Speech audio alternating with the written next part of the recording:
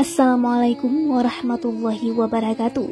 Sahabat kepoin Islam yang beriman, setelah Nabi Yahya, ada Nabi Isa alaihi salam yang termasuk ke dalam salah satu nabi dan rasul yang wajib untuk diketahui. Lantas bagaimanakah kisah Nabi Isa alaihi salam dari kelahiran sampai wafatnya? Berikut akan kami paparkan kisah Nabi Isa alaihi salam. Allah Subhanahu wa taala berfirman dalam surah Ali Imran, surah yang dimulai dengan 83 ayat berisi bantahan terhadap kaum Nasrani. Semoga laknat-laknat Allah menimpa mereka yang mengatakan bahwa Allah memiliki anak. Maha tinggi Allah dari apa yang mereka katakan dengan ketinggian sebesar-besarnya. Utusan Najran datang kepada Rasulullah SAW. Mereka menyebut-nyebut kebatilan yang mereka anut, mulai dari paham Trinitas, dan mereka berkata bahwa Allah adalah yang ketiga di antara tiga kesatuan, Roh Kudus, Isa, dan Maryam. Dengan perbedaan pandangan di antara sekte-sekte mereka, Allah kemudian menurunkan bagian awal surah ini, menjelaskan bahwa Isa adalah hamba Allah yang Ia ciptakan. Ia bentuk wujud rupanya di dalam rahim sama seperti makhluk lain. Ia menciptakannya tanpa ayah, seperti halnya menciptakan Adam tanpa ayah dan ibu. Ia berfirman padanya, jadilah, maka jadilah dia. Allah menjelaskan asal-usul kelahiran ibunya, seperti apa kondisinya, dan bagaimana ia mengandung anaknya Isa. Allah juga menjelaskan masalah ini dalam surah Maryam, seperti yang akan kita bahas semuanya nanti berkat pertolongan, taufik, dan petunjuknya. Allah Subhanahu wa taala berfirman, dan ia adalah penutur yang paling benar. Sesungguhnya Allah telah memilih Adam, Nuh, keluarga Ibrahim, dan keluarga Imran melebihi segala umat pada masa masing-masing sebagai satu keturunan. Sebagiannya adalah keturunan dari sebagian yang lain. Allah Maha mendengar, Maha mengetahui. Ingatlah ketika istri Imran berkata, Ya Robku, sesungguhnya aku bernazar kepadamu, apa janin yang dalam kandunganku kelak menjadi hamba yang mengabdi kepadamu, maka terimalah nazar itu dariku. Sungguh Engkaulah yang Maha mendengar, Maha mengetahui. Maka ketika melahirkannya, dia berkata, Ya Robku, aku telah melahirkan anak perempuan, padahal Allah lebih tahu apa yang dia lahirkan, dan laki-laki tidak sama dengan perempuan.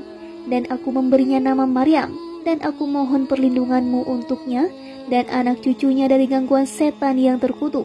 Maka dia Allah menerimanya dengan penerimaan yang baik, membesarkannya dengan pertumbuhan yang baik, dan menyerahkan pemeliharaannya kepada Zakaria. Setiap kali Zakaria masuk menemuinya di mihrab atau kamar khusus ibadah, dia dapati makanan di sisinya. Dia berkata, Wahai Maryam, dari mana ini engkau peroleh? Dia Maryam menjawab, itu dari Allah. Sesungguhnya Allah memberi rezeki kepada siapa yang dia kehendaki tanpa perhitungan. Quran Surah Ali Imran ayat 33-38. Allah menyebutkan bahwa ia memilih Adam dan keturunan terbaiknya yang mengikuti syariatnya dan selalu taat kepadanya. Selanjutnya secara khusus Allah menyebut keluarga Ibrahim termasuk Bani Ismail. Selanjutnya Allah menyebutkan keutamaan keluarga suci dan baik ini, yaitu keluarga Imran. Imran yang dimaksud adalah ayah Maryam. Muhammad bin Ishaq menyebutkan nama Maryam secara lengkap adalah Maryam binti Imran bin Basham bin Amun bin Maisha bin Haskia bin Ahrik bin Mautam bin Azazia bin Amsia bin Yawish bin Ahrihu bin Yazim bin Yafashat bin Isa bin Ian bin Raji'an bin Daud. Abu Qasim bin Asakir menyebutkan Maryam binti Imran bin Matam bin Azar bin Yahud bin Ikhnas bin Syaduk bin Iyazus bin Yaqin bin Aibud bin Zaryabil bin Shaltat bin Yuhana bin Barsha bin Amun bin Maisha bin Hazkia bin Ahaz bin Mautam bin Azria bin Yuram bin Yushafat bin Aisha bin Iba bin Rahbaam bin Sulaiman bin Daud. Nasab yang disebut Ibnu Asakir ini berbeda dengan yang disebut Muhammad bin Ishaq. Tidak ada perbedaan pendapat bahwa Maryam berasal dari keturunan Daud. Ayah Maryam, Imran, adalah orang yang menjalankan sholat Bani Israel pada masanya. Ibunya, Hannah binti Fakuk bin Qabil termasuk wanita ahli ibadah. Nabi Zakaria pada masa itu adalah istri saudari Maryam, Aisyah, menurut pendapat jumhur. Pendapat lain menyebutkan suami bibi Maryam, Aisyah. Muhammad bin Ishaq dan lainnya menyebutkan bahwa ibunda Maryam wanita mandul. Lalu pada suatu hari ia melihat seekor burung memberi makan anaknya. Akhirnya muncul keinginan dalam dirinya untuk memiliki anak. Ia bernazar untuk Allah, jika hamil nanti, anaknya akan ia jadikan hamba yang mengabdi di Baitul Maqdis. Ia langsung haid ketika itu juga. Setelah suci, ia dicampuri suaminya lalu mengandung Maryam. Maka ketika melahirkannya, dia berkata, "Ya Robku, aku telah melahirkan anak perempuan." Padahal Allah lebih tahu apa yang dia lahirkan. Ada yang membaca wudi'at atau dilahirkan, dan laki-laki tidak sama dengan perempuan, yaitu untuk mengabdikan diri di Baitul Maqdis. Pada masa itu, orang-orang biasa bernazar untuk menyerahkan salah satu di antara anak-anaknya sebagai pengabdi Baitul Maqdis. Ibunda Maryam berdoa, "Dan aku memberinya nama Maryam." Ini menunjukkan anak diberi nama saat dilahirkan. Seperti disebutkan dalam kitab Sahihain dari Anas, ia pergi membawa adik bayinya ke hadapan Rasulullah SAW. Beliau kemudian mentahnik adik Anas itu dan memberinya nama Abdullah. Disebutkan dalam hadis Hasan dari Samurah secara marfu, setiap anak tergadai oleh akikahnya yang disembelih untuk menebusnya pada hari ke-7, lalu diberi nama dan rambutnya dicukur. Hadis riwayat Ahmad dan para pemilik kitab Sunan, disahihkan At-Tirmizi. Matan riwayat lain menyebutkan dialirkan darahnya sebagai ganti diberi nama. Sebagian ahli hadis mensahihkan riwayat ini. Perkataan ibu Maryam, "Dan aku mohon perlindunganmu untuknya dan anak cucunya dari gangguan setan yang terkutuk." Permohonannya ini dikabulkan, seperti halnya nazarnya juga diterima. Imam Ahmad menuturkan, Abdul Razak bercerita kepada kami, Ma'mar bercerita kepada kami, dari Zuhri, dari Ibnu Musayyib, dari Abu Hurairah, Nabi SAW bersabda, "Tak satupun anak lahir, melainkan setan pasti menyentuhnya saat ia dilahirkan, hingga ia menangis kencang karena sentuhan setan itu, kecuali Maryam dan anaknya." Setelah itu Abu Hurairah mengatakan, "Jika kalian mau, bacalah, dan aku mohon perlindunganmu untuknya dan anak cucunya dari gangguan setan yang terkutuk." Juga diriwayatkan Imam Bukhari dan Muslim dari Abdul Razak, Ibnu Jarir dari Ahmad bin Faraj, dari Baqiyah, dari Abdullah bin Zubaidi, dari Zuhri, dari Abu Salamah, dari Abu Hurairah, dari Nabi SAW dengan matan serupa.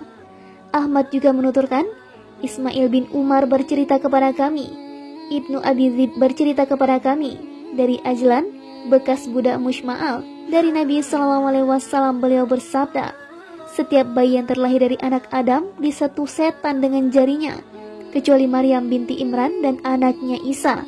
Hanya Ahmad yang meriwayatkan hadis tersebut melalui jalur di atas. Juga diriwayatkan Muslim dari Abu Thahir, dari Ibnu Wahab, dari Umar bin Harits, dari Abu Yunus, dari Abu Hurairah, dari Nabi SAW dengan matan serupa. Ahmad menuturkan, Hashim bercerita kepada kami, Hafsah bin Maisarah bercerita kepada kami, dari Allah, dari ayahnya, dari Abu Hurairah, Nabi SAW bersabda, "Setiap manusia yang dilahirkan ibunya, kedua lambungnya ditusuk setan dengan jari, kecuali Maryam dan anaknya. Tidakkah kau melihat bayi ketika dilahirkan, bagaimana ia menangis kencang?" Mereka para sahabat menjawab, "Betul, wahai Rasulullah." Beliau meneruskan, "Itulah saat setan menusuk kedua lambungnya." Hadis ini sesuai syarat Muslim, namun tidak ia takhrij melalui sanad di atas. Juga diriwayatkan Qais dari A'masi, dari Abu Salih, dari Abu Hurairah. Ia berkata, Rasulullah SAW bersabda, "Tidaklah ada bayi yang lahir melainkan setan pasti meremas-remas sekali atau 2 kali, kecuali Isa putra Maryam dan Maryam." Setelah itu Rasulullah SAW membaca, "Dan aku mohon perlindunganmu untuknya dan anak cucunya dari gangguan setan yang terkutuk." Seperti itu juga riwayat Muhammad bin Ishaq dari Yazid bin Ubaidullah bin Qasid, dari Abu Hurairah, dari Nabi SAW dengan matan yang sama. Imam Ahmad menuturkan, Abdul Malik bercerita kepada kami, Mughirah bin Abdurrahman al-Khuzami bercerita kepada kami, dari Abu Zanad, dari Al-A'raj, dari Abu Hurairah, dari Nabi SAW beliau bersabda, setiap anak Adam ditusuk setan di lambungnya saat dilahirkan, kecuali Isa putra Maryam. Setan bermaksud untuk menusuknya, lalu ia menusuk tabir. Hadis ini sesuai syarat kitab Sahihain. Hanya saja Imam Bukhari dan Muslim tidak mentakhrij hadis ini melalui jalur sanad di atas. Firman-Nya, maka dia Allah menerimanya dengan penerimaan yang baik, membesarkannya dengan pertumbuhan yang baik, dan menyerahkan pemeliharaannya kepada Zakaria. Sebagian besar mufassir menyebutkan, setelah ibunya melahirkan Maryam, Maryam diselubungi kain lalu dibawa ke masjid dan diserahkan kepada para ahli ibadah yang bermukim di sana. Ia adalah putri imam mereka yang menunaikan salat mereka. Para ahli ibadah kemudian berebutan untuk mengasuhnya. Secara zahir, ibu Maryam menyerahkannya setelah disapi, yang mana seusia itulah anak mulai diasuh. Setelah diserahkan kepada para ahli ibadah, mereka berebutan untuk mengasuhnya. Pada masa itu, Zakaria adalah nabi mereka. Zakaria bermaksud merebut Maryam, karena istrinya adalah saudari Maryam atau bibinya. Menurut dua pendapat terkait hal tersebut. Namun, mereka bertengkar dengannya dan menuntut agar dibuat undian. Rupanya takdir membantu Zakaria, dan undiannya keluar karena bibi kedudukannya sama seperti ibu. Allah Subhanahu wa Ta'ala berfirman dan menyerahkan pemeliharaannya kepada Zakaria, itu karena ia menang undian. Seperti yang Allah sampaikan di tempat berbeda, itulah sebagian dari berita-berita gaib yang kami wahyukan kepadamu Muhammad.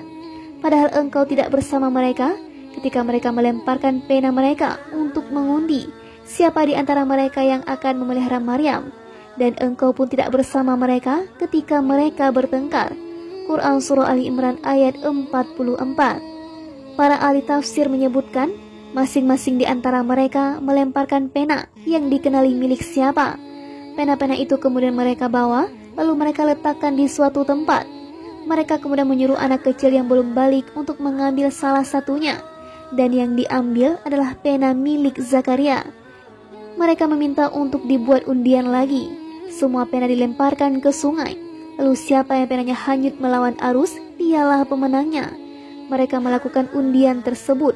Lalu pena Zakaria lah yang hanyut melawan arus, sementara pena yang lainnya hanyut bersama aliran air. Mereka kembali meminta Zakaria untuk membuat undian lagi. Siapa di antara mereka yang penanya hanyut mengikuti arus, sementara pena lainnya hanyut melawan arus, dialah yang menang. Mereka menjalankan undian tersebut dan Zakaria juga pemenangnya. Ia akhirnya merawat Maryam karena memang dialah yang paling berhak mengasuhnya menurut syariat dan takdir karena sejumlah alasan. Allah Subhanahu wa Ta'ala berfirman, setiap kali Zakaria masuk menemuinya di mihrab atau kamar khusus ibadah, dia dapati makanan di sisinya. Dia berkata, "Wahai Maryam, dari mana ini engkau peroleh?" Dia Maryam menjawab, "Itu dari Allah. Sesungguhnya Allah memberi rezeki kepada siapa yang dia kehendaki tanpa perhitungan." Para mufassir menyebutkan, Zakaria menempatkan Maryam di sebuah tempat mulia di masjid. Hanya dia saja yang memasuki tempat itu. Di sana, Maryam beribadah kepada Allah dan menjalankan kewajiban mengurus masjid ketika gilirannya tiba. Ia beribadah siang dan malam di sana hingga menjadi ikon ahli ibadah di kalangan Bani Israel. Kondisi-kondisi dan sifat-sifat mulianya tersebar luas hingga setiap kali Nabi Zakaria memasuki tempat ibadahnya, ia mendapati rezeki aneh tidak pada musimnya. Ia mendapati buah-buahan musim panas saat musim dingin dan buah-buahan musim dingin saat musim panas. Ia kemudian bertanya padanya, "Dari mana ini engkau peroleh?" Dia Maryam menjawab, "Itu dari Allah. Sesungguhnya Allah memberi rezeki kepada siapa yang dia kehendaki tanpa perhitungan." Saat itulah Zakaria ingin memiliki anak kandung sendiri meski ia sudah tua. Ia berkata, "Ya Robku, berilah aku keturunan yang baik dari sisimu. Sesungguhnya engkau maha mendengar doa." Quran Surah Ali Imran ayat 38. Sebagian mufassir menyebutkan, Zakaria berdoa, "Wahai Zat yang memberi Maryam buah-buahan tidak pada musimnya, karuniakan anak padamu meski sudah tidak pada waktunya. Selanjutnya, terjadilah peristiwa seperti yang telah kami sebutkan sebelumnya dalam kisah Nabi Zakaria. Dan ingatlah ketika para malaikat berkata, "Wahai Maryam, sesungguhnya Allah telah memilihmu, menyucikanmu, dan melebihkanmu di atas segala perempuan di seluruh alam pada masa itu. Wahai Maryam, taatilah Rabbmu, sujud dan rukuklah bersama orang-orang yang ruku. Itulah sebagian dari berita-berita gaib yang kami wahyukan kepadamu Muhammad. Padahal engkau tidak bersama mereka ketika mereka melemparkan pena mereka untuk mengundi siapa di antara mereka yang akan memelihara Maryam. Dan engkau pun tidak bersama mereka ketika mereka bertengkar. Ingatlah ketika para malaikat berkata, Wahai Maryam, sesungguhnya Allah menyampaikan kabar gembira kepadamu tentang sebuah kalimat atau firman darinya, yaitu seorang putra, namanya Al-Masih Isa putra Maryam, seorang terkemuka di dunia dan di akhirat, dan termasuk orang-orang yang didekatkan kepada Allah. Dan dia berbicara dengan manusia sewaktu dalam buayan dan ketika sudah dewasa, dan dia termasuk di antara orang-orang saleh. Dia Maryam berkata, Ya Robku, bagaimana mungkin aku akan mempunyai anak, padahal tidak ada seorang laki-laki pun yang menyentuhku. Dia Allah berfirman, demikianlah Allah menciptakan apa yang dia kehendaki. Apabila dia hendak menetapkan sesuatu, dia hanya berkata kepadanya, jadilah, maka jadilah sesuatu itu. Dan dia Allah mengajarkan kepadanya Isa kitab, hikmah, Taurat dan Injil. Dan sebagai rasul kepada Bani Israel, dia berkata, Aku telah datang kepada kamu dengan sebuah tanda atau mukjizat dari Rabbmu, yaitu aku membuatkan bagimu sesuatu dari tanah berbentuk seperti burung, lalu aku meniupnya, maka ia menjadi seekor burung dengan izin Allah. Dan aku menyembuhkan orang yang buta sejak dari lahir, dan orang yang berpenyakit kusta, dan aku menghidupkan orang mati dengan izin Allah. Dan aku beritahukan kepadamu apa yang kamu makan dan apa yang kamu simpan di rumahmu. Sesungguhnya pada demikian itu terdapat suatu tanda kebenaran kerasulanku bagimu, jika kamu orang beriman. Dan sebagai seorang yang membenarkan Taurat yang datang sebelumku, dan agar aku menghalalkan bagi kamu sebagian dari yang telah diharamkan untukmu. Dan aku datang kepadamu membawa suatu tanda atau mukjizat dari Rabbmu. Karena itu bertakwalah kepada Allah dan taatlah kepadaku. Sesungguhnya Allah itu Rabbku dan Rabbmu. Karena itu sembahlah dia. Inilah jalan yang lurus. Quran Surah Ali Imran ayat 42-51. Allah menyebutkan, para malaikat menyampaikan kabar gembira kepada Maryam bahwa Allah memilihnya di antara para wanita di masanya. Allah memilihnya untuk menciptakan anak darinya tanpa ayah. Para malaikat menyampaikan kabar gembira kepadanya bahwa anaknya kelak akan menjadi seorang nabi mulia. Dan dia berbicara dengan manusia sewaktu dalam buayan, yaitu saat masih kecil, menyuruh orang-orang untuk beribadah kepada Allah semata yang tiada memiliki sekutu. Demikian juga setelah menginjak usia dewasa. Hal ini menunjukkan bahwa saat Isa dewasa, ia menyuruh menuju Allah. Para malaikat memerintahkan Maryam untuk banyak beribadah, taat, sujud, dan ruku agar patut mendapatkan kemuliaan ini sebagai wujud rasa syukur atas nikmat yang diberikan. Disebutkan, ia terus salat hingga kakinya pecah-pecah. Semoga Allah meridhoinya, merahmatinya, merahmati ibu dan ayahnya. Para malaikat berkata, Wahai Maryam, sesungguhnya Allah telah memilihmu, yaitu memilihmu, menyucikanmu, yaitu dari akhlak-akhlak tercela, dan ia memberikan sifat-sifat yang baik padamu, dan melebihkanmu di atas segala perempuan di seluruh alam. Kemungkinan yang dimaksud adalah para wanita di masanya, seperti firman-Nya kepada Musa, sesungguhnya aku memilih melebihkan kamu dan manusia yang lain di masamu.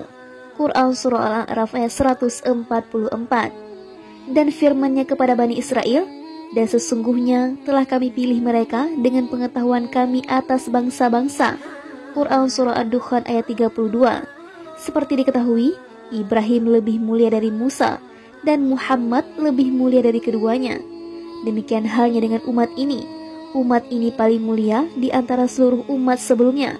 Jumlahnya lebih banyak, ilmunya lebih mulia, dan amalannya lebih suci dari Bani Israel dan umat lainnya. Kemungkinan lain, firman-Nya, dan melebihkanmu di atas segala perempuan di seluruh alam, maksudnya secara umum. Dengan demikian, Maryam adalah wanita terbaik dunia di antara para wanita sebelumnya dan juga sesudahnya. Karena jika Maryam adalah seorang nabi, menurut orang yang menyatakan seperti itu, berarti juga menyatakan kenabian Sarah, ibu Ishak, dan kenabian ibu Musa. Berdasarkan perkataan para malaikat dan wahyu yang disampaikan kepada ibu Musa, seperti yang dikatakan Ibnu Hazm dan lainnya, hal tersebut tetap tidak menghalangi jika Maryam lebih mulia dari Sarah dan ibu Musa berdasarkan firman Allah berikut yang bersifat umum, dan melebihkanmu di atas segala perempuan di seluruh alam, jika tidak ada dalil yang menentang. Terkait pendapat jumhur, seperti dituturkan Abu Hasan al-Ash'ari dan lainnya dari Ahlus Sunnah wal Jamaah, bahwa kenabian hanya khusus untuk kalangan lelaki dan tidak ada nabi perempuan, berarti Maryam menempati posisi yang tertinggi di antara kedudukan para wanita. Seperti yang Allah sampaikan, Al-Masih putra Maryam itu hanyalah seorang rasul yang sesungguhnya telah berlalu sebelumnya beberapa rasul, dan ibunya seorang yang sangat benar. Quran Surah Al-Maidah ayat 75. Dengan demikian, tidak menutup kemungkinan jika Maryam adalah yang paling mulia di antara para wanita siddiqah sebelumnya, juga setelahnya. Nama Maryam sendiri disandingkan bersama Asiyah binti Muzahim, Khadijah binti Khuwailid, dan Fatimah binti Muhammad SAW.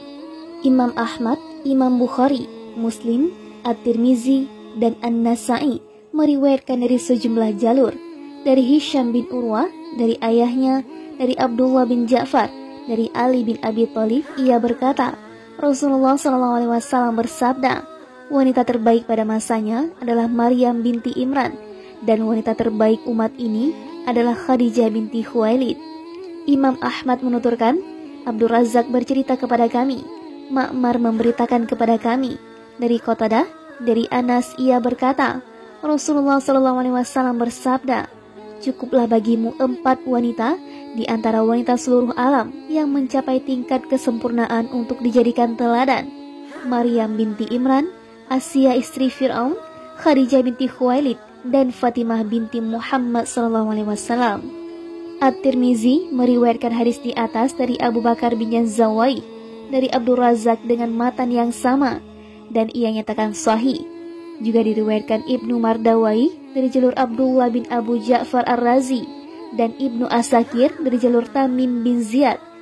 Keduanya dari Abu Ja'far Ar-Razi, dari Thabit, dari Anas, ia berkata, Rasulullah SAW bersabda, wanita terbaik di antara seluruh alam ada 4, Maryam binti Imran, Asiyah istri Fir'aun, Khadijah binti Khuwailid, dan Fatimah binti Muhammad Rasulullah SAW.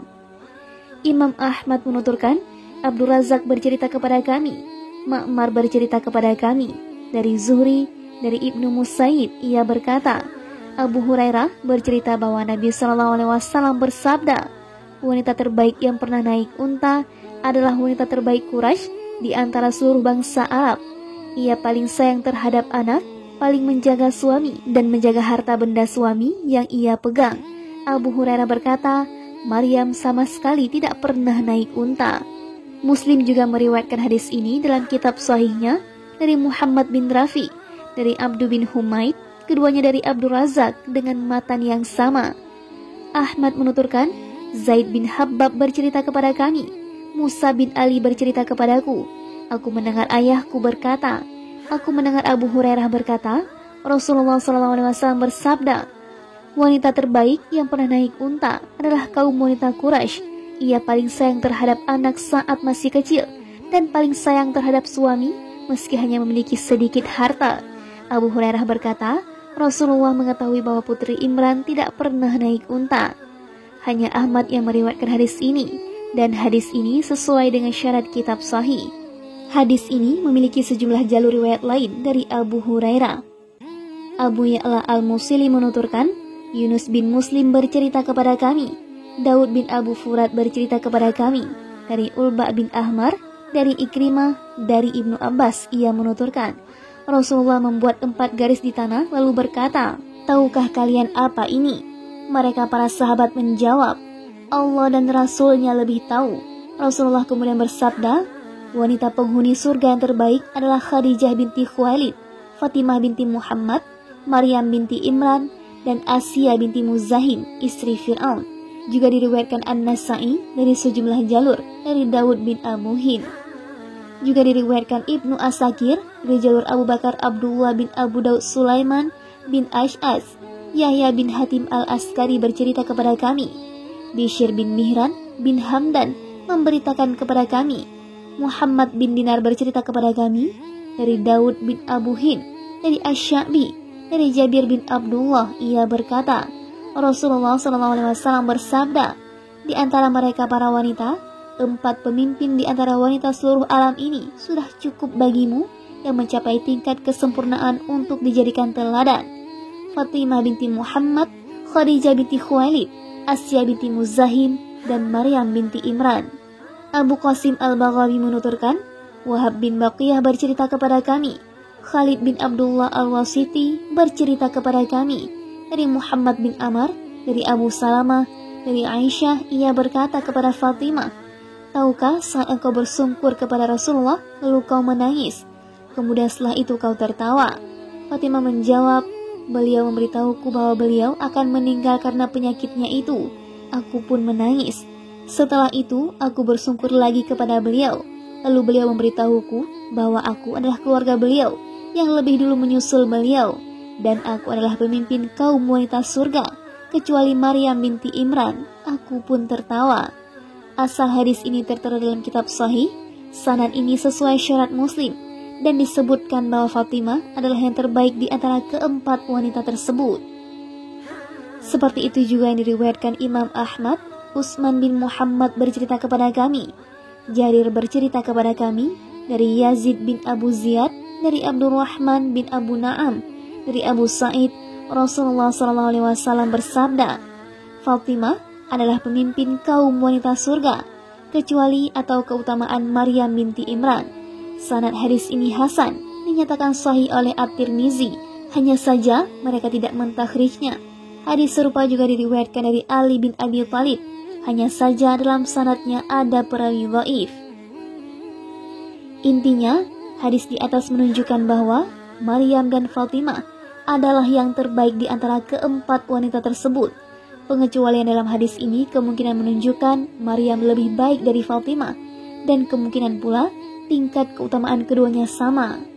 Namun, ada suatu hadis, jika hadis ini sahih, berarti kemungkinan yang pertama lebih sahih.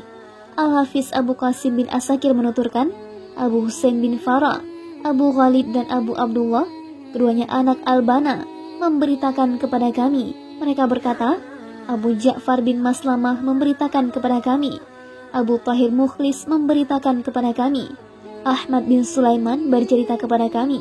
Zuhair bin Bakar bercerita kepada kami. Muhammad bin Hasan bercerita kepada kami dari Abdul Aziz bin Muhammad, dari Musa bin Uqbah, dari Quraib, dari Ibnu Abbas. Ia menuturkan, Rasulullah SAW bersabda, pemimpin kaum wanita penghuni surga adalah Maryam binti Imran, kemudian Fatimah, kemudian Khadijah, kemudian Asiyah istri Fir'aun. Terkait hadis yang diriwayatkan Ibnu Mardawai dari Syu'bah, dari Muawiyah bin Qurrah, dari ayahnya, ia berkata, Rasulullah SAW bersabda, banyak lelaki yang mencapai tingkat kesempurnaan, hingga ada yang menjadi rasul, nabi, khalifah, ulama, wali, dan lainnya. Sementara hanya ada 3 wanita yang mencapai tingkat kesempurnaan, Maryam binti Imran, Asiyah istri Fir'aun, dan Khadijah binti Khuwailid. Dan keutamaan Aisyah di antara seluruh wanita, laksana keutamaan Tharid di atas seluruh makanan.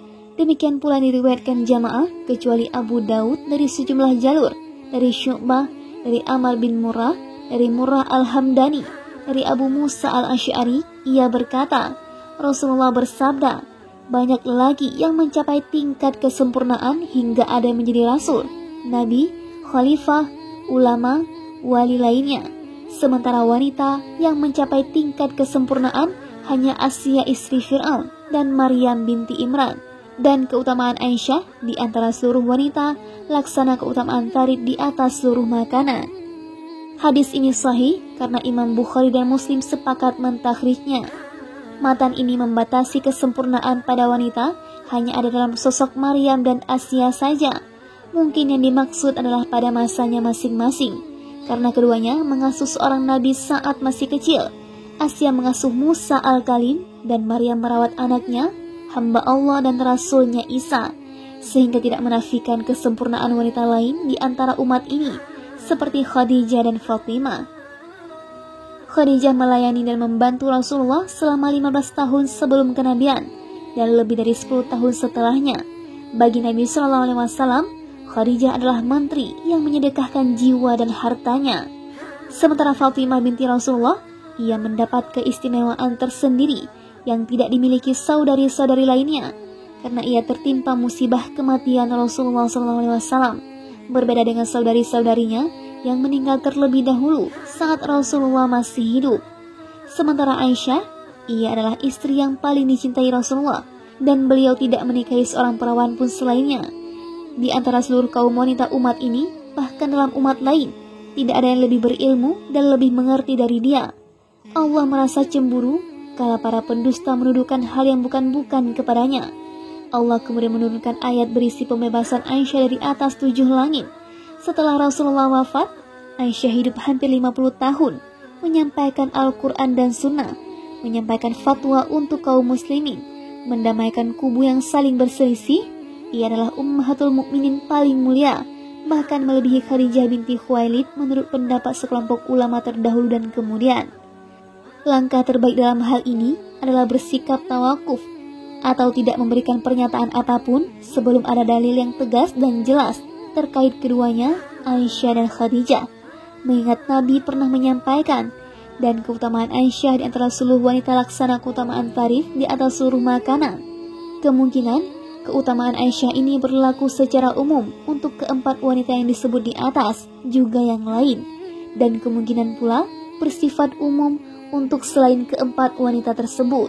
Intinya adalah menyebutkan riwayat terkait Maryam binti Imran, karena Allah menyucikan dan memilihnya di antara seluruh wanita pada masanya, atau bisa juga paling mulia di antara seluruh wanita secara mutlak, seperti yang telah kami jelaskan sebelumnya. Disebutkan dalam sebuah hadis, Asya binti Muzahim akan menjadi salah satu istri Nabi SAW di surga. Dalam kitab tafsir, Ibnu Katsir telah menyebutkan riwayat dari sebagian salaf. Ia menyampaikan hal itu berdasarkan firman Allah yang janda dan yang perawan, Quran Surah At-Tahrim ayat 5. Ia menyatakan yang janda adalah Asya, dan di antara yang perawan adalah Maryam binti Imran. Pendapat ini sudah disebutkan di akhir surah At-Tahrim. Tabrani menuturkan, Abdullah bin Jayyah bercerita kepada kami, Muhammad bin Sa'ad al-Aufi bercerita kepada kami, ayahku bercerita kepada kami, pamanku Husain memberitakan kepada kami, Yunus bin Nafi bercerita kepada kami dari Sa'ad bin Junadah al-Aufi. Ia berkata, Rasulullah SAW bersabda, sungguh Allah menikahkanku dengan Maryam binti Imran, istri Fir'aun dan saudari Musa di surga. Juga diriwayatkan Ibnu Ja'far al-Uqaili dari Abdun Nur dengan matan yang sama, dan menambahkan, lalu aku atau Sa'ad berkata, selamat untukmu, wahai Rasulullah SAW. Al-Uqaili berkata, tambahan matan ini tidak terjaga kesahihannya. Zubair bin Bakar menuturkan, Muhammad bin Hasan bercerita kepadaku dari Ya'la bin Mughirah dari Abu Daud. Ia berkata, Rasulullah menjenguk Khadijah saat ia sakit yang menyebabkannya wafat. Beliau kemudian berkata padanya, aku akan mengatakan sesuatu yang tidak kau suka, wahai Khadijah, karena kadang dibalik sesuatu yang tidak kita sukai, Allah menciptakan banyak sekali kebaikan. Tidakkah kau tahu bahwa selain denganmu, Allah telah menikahkanku di surga dengan Maryam binti Imran, Kultum saudari Musa, dan Asya istri Fir'aun. Khadijah bertanya, apa Allah telah melakukan hal itu padamu, wahai Rasulullah? Ya, jawab beliau.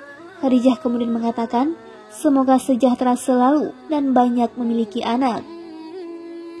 Ibnu Asakir meriwayatkan dari Muhammad bin Zakaria al-Ghallabi, Abbas bin Bakar bercerita kepada kami, Abu Bakar al-Huzali bercerita kepada kami dari Ikrimah, dari Ibnu Abbas, Rasulullah menjenguk Khadijah saat ia sedang sakit yang menyebabkannya wafat. Beliau berkata, wahai Khadijah, jika kau bertemu para madumu, sampaikan salamku pada mereka.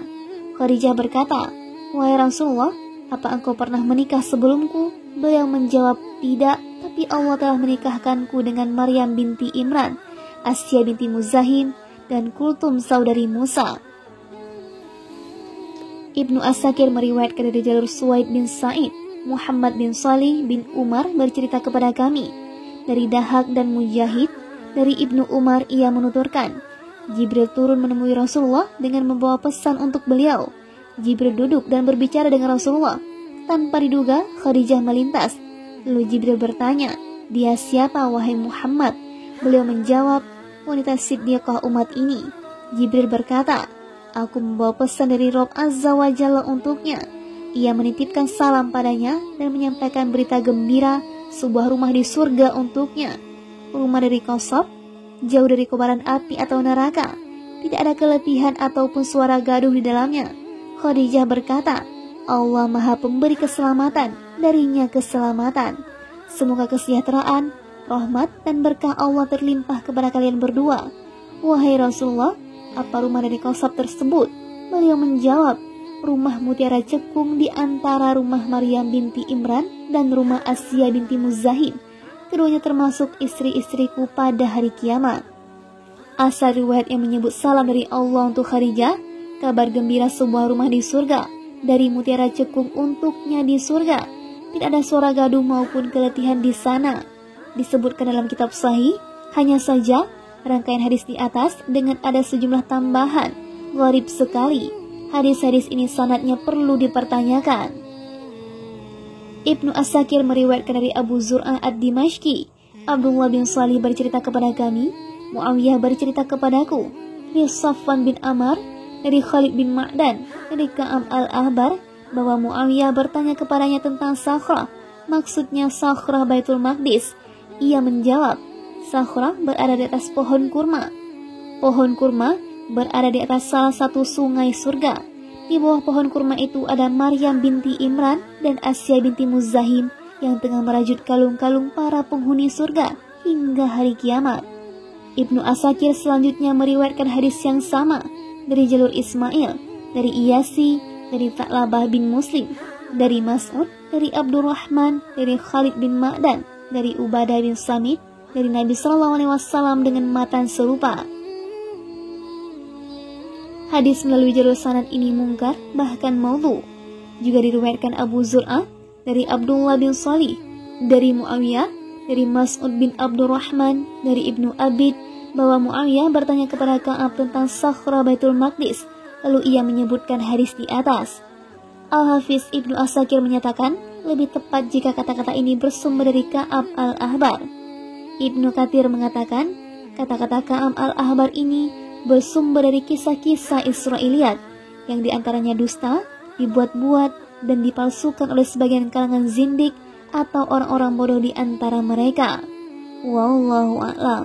Wassalamualaikum warahmatullahi wabarakatuh.